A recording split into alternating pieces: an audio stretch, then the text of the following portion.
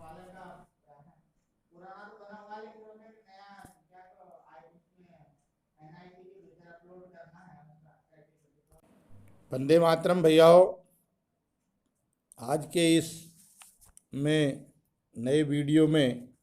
अपन कक्षा 9th में जो विषय चल रहा है अध्याय 2 में संसाधन के रूप में लोग, उसके पिछले वीडियो से आगे का भाग अपन समझते हैं। और आज का अपना जो विषय है वो जनसंख्या की गुणवत्ता, ये क्या है और इससे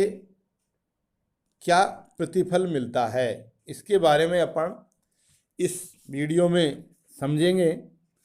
इसलिए आप इसको अंत तक देखें और अपनी कोई भावनाएं हैं तो उसको कमेंट बॉक्स में अवश्य लिखें। जनसंख्या की गुणवत्ता से तात्पर्य यह है कि जनसंख्या में कौशलता का बढ़ना। अब ये गुणवत्ता किस प्रकार से आएगी और इसे बढ़ाने की दृष्टि से या इसको मापने की दृष्टि से मुख्य रूप से किन किन बातों पर ध्यान देने की आवश्यकता होती है। आमतौर पर ये माना जाता है कि जनसंख्या की गुणवत्ता में बढ़ोतरी के लिए या उसको जांचने के लिए मुख्य रूप से उस क्षेत्र की या उन लोगों की साक्षरता दर, जीवन प्रत्याशा और स्वास्थ्य सुविधाओं की दृष्टि से क्या स्थिति है, इन बातों के आधार पर हम गुणवत्ता की परख करते हैं। क्योंकि ऐसा माना जाता है कि जीवन प्रत्याशा को समझने की दृष्टि से या निरूपित करने के दृष्टि से व्यक्तियों के स्वास्थ्य और देश के लोगों द्वारा प्राप्त विभिन्न प्रकार के कौशल निर्माण की क्षमताओं इस बात पर निर्भर करती है कि उस देश की जीवन प्रत्याशा लोगों की कैसी है। साथ ही जनसंख्या की गुणवत्ता ही अंततः किसी भी राष्ट्र की समृद्धि और प्रगति की दर को निर्धारित करती है। इसलिए कोई भी विकसित राष्ट्र हो या विकासशील देश हो, वह सब अपने देश की गुणवत्ता को बढ़ाने की दृष्टि से सर्वप्रथम देश में साक्षरता एवं स्वास्थ्य सुविधाओं का विकास करने पर जोर देते हैं और जिसके फलस्वरूप अधिक साक्षर और स्वस्थ जनसंख्या ही उस राष्ट्र की समृद्धि का द्योतक मानी जाती है। और ऐसा भी माना जाता है कि साक्षर एवं स्वस्थ जनसंख्या ही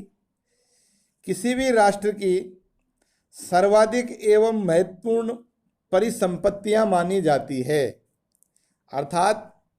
सरल भाषा में अगर हम समझते हैं तो जिस देश के अंदर साक्षरता, स्वास्थ्य सुविधाएं एवं जीवन प्रत्याशा की आवश्यक दशाओं की अनुकूलता होती है और उनकी पहुंच हर व्यक्ति तक आसानी से उपलब्ध होती है, तो वह उस राष्ट्र की सबसे बड़ी संपत्ति मानी जाएगी। क्योंकि लोगों की श्रेय बेहतरी के लिए सर्वप्रथम लोगों का शिक्षित एवं स्वस्थ रहना जरूरी माना जाता है। और यही कारण है कि जितने भी दुनिया के विकसित राष्ट्र हैं, वहाँ पर उन देशों की जीवन प्रत्याशा की गुणवत्ता अधिक उच्च स्तर की होती है। अब यदि हम इसी स्थिति को भारत की दृष्टि से देखते हैं तो हमारे देश में शिक्षा एवं साक्षरता की स्थिति क्या है, उस बात को समझने की दृष्टि से हम देखते हैं कि जब व्यक्ति को परिवार की शैक्षिक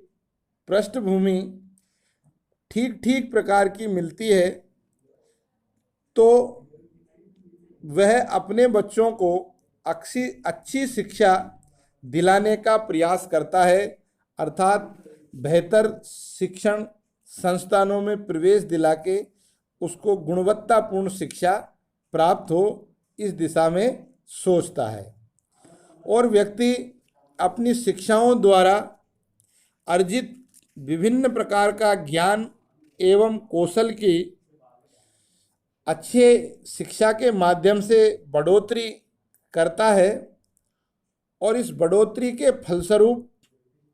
अवसर आने पर वह अपने जीवन की उच्चतम आकांक्षाओं के साथ कई महत्वपूर्ण अच्छी प्रकार की नौकरियां या बड़े बड़े संस्थानों में कार्यरत होता है, और अपनी जो स्थिति है या अपना ज्ञान कौशल है उसको प्रदर्शित करने का उसको अवसर मिलता है। साथ ही यदि कोई व्यक्ति निजी व्यवसाय करता है तो भी वह समाज के विकास में अपनी शिक्षा एवं गुणवत्ता के माध्यम से एक महत्वपूर्ण सहयोग प्रदान करता है, और ये सामाजिक सहयोग को बढ़ाते हुए वह व्यक्ति ही देश की समृद्धि की दृष्टि से भी काफ़ी महत्वपूर्ण माना जाता है, क्योंकि कौशल और ज्ञान के आधार पर ही व्यक्ति अपनी आय में बढ़ोतरी कर सकता है, अच्छी सुविधाओं को प्राप्त करने के अवसर प्राप्त कर सकता है, और जब ये अवसर अधिक से अधिक प्राप्त होते हैं लोगों को, तो वह राष्ट्रीय आय एवं उस देश की सांस्कृतिक विरासत को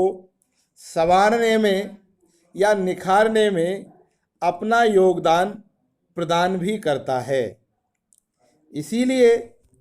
ये कहा भी गया है और ऐसा माना भी जाता है कि सरकार के द्वारा इच्छित लक्ष्यों को प्राप्त करने की दृष्टि से देश में शैक्षिक सुविधाओं का विस्तार किया गया, जिसके फलस्वरूप प्राथमिक शिक्षा को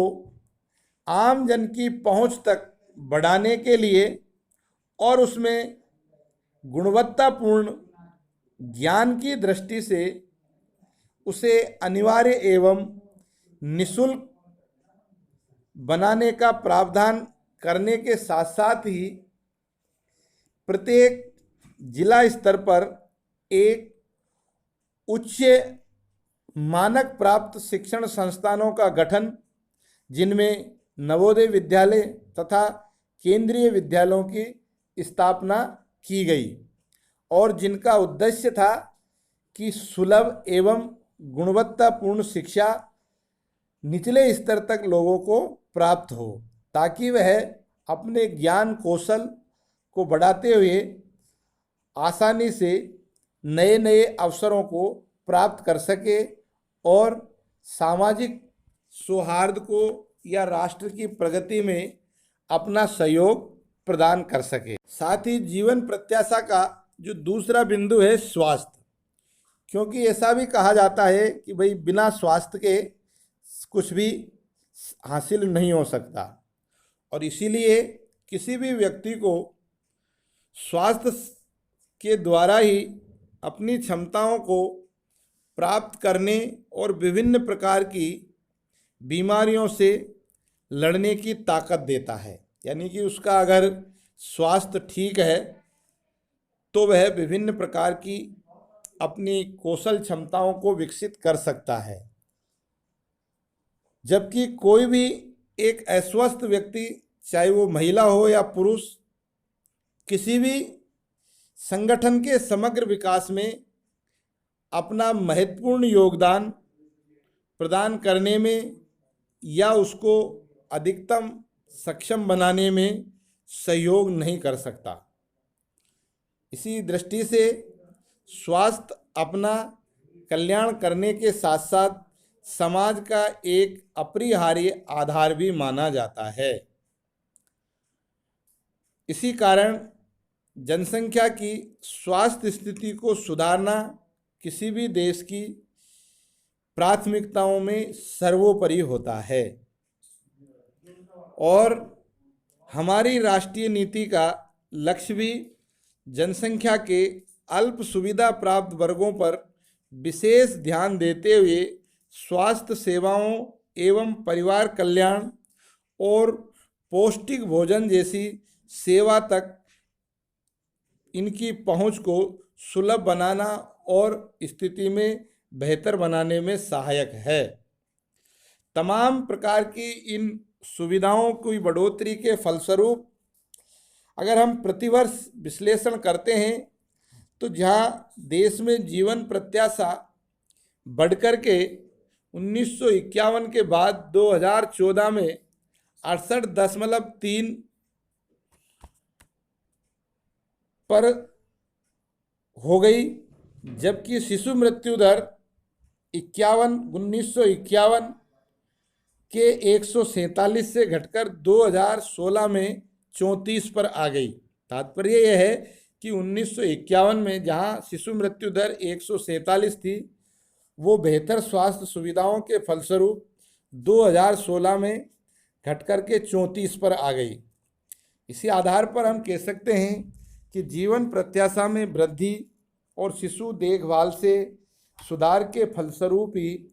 देश में आत्मविश्वास को भावी प्रगति के रूप में देखा जा रहा है। और इन सब बातों के आधार पर हम कह सकते हैं कि जनसंख्या में एक गुणवत्ता युक्त जीवन प्रत्याशा होना बहुत जरूरी है। तभी जाकर के हम राष्ट्र के समग्र विकास की बात समझ सकते हैं या सोच सकते हैं।